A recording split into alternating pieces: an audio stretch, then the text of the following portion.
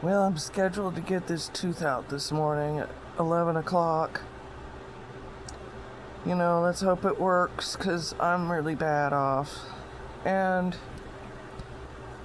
they sent me to this doctor, and he's the same intern fella that kicked me out back in 2023. Came in the hospital room and told me I needed to leave with my blood pressure 186 over 116. And I says, I know you. And he's like, oh, from where? And I says, you'll figure it out. He didn't even recognize me. So, I don't know. Like, I'm in really good hands. I've had this gut issue since then, since prior to that. Been begging for a colonoscopy and endoscopy since I started seeing that Dr. Buckmaster that put me on Suboxone for no reason. Should never have been put on it. Totally contraindicated in every severe reason there is, especially the one is multiple drug allergies in that same class. And I suffered a stroke or TIA, whatever they want to jerk around with the term on that. I don't know the difference. But, that's what I'm dealing with. And no connectivity. Never got to see the CT scan they did in the hospital just this last weekend of my gut.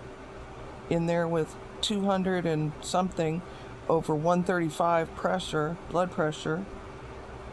And, it's just, they don't want to deal with me, I guess.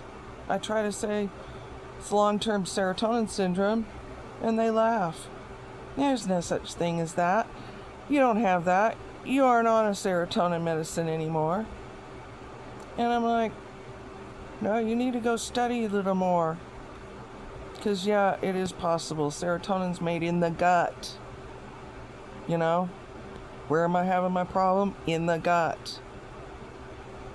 So, I don't know all the connections. I'm just putting the puzzle pieces together, doing a lot of serious studying, not just some WebMD, hypochondriac crap. This is serious. This is my life. And I'm pretty doggone smart. I'm not, just don't, put me on a medication and leave me there to rot for years. I didn't know any better. Because I thought doctors knew better. 30 years of my life. And my price tag has changed. I moved the decimal point where it should have been 16 million, not 1.6, 16 million. 8 for my son, and he and I can share that. The other 8 I want to go to a fund that I want created called the 16th Street Mall Homeless Veterans Fund. And that 8 million goes to them because I carried their stories with me in my heart. It's been a grief on me my whole life, knowing that those guys didn't get, help.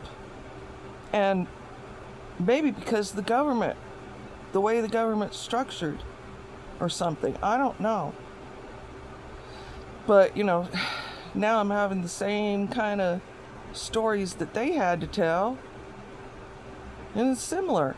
It's like a veteran gets to this point where I'm at, and then everybody just thinks we're crazy, conspiracy theory, paranoid, whatever. We get all these labels. Well, no, man. Look at the doctors and what the doctors are doing.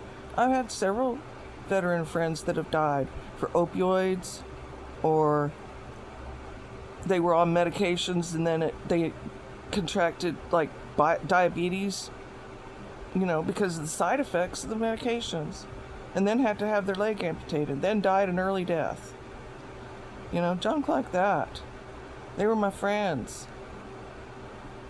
So, I don't know. I haven't been on any drugs. I don't do street drugs. My God, I'm allergic to practically everything.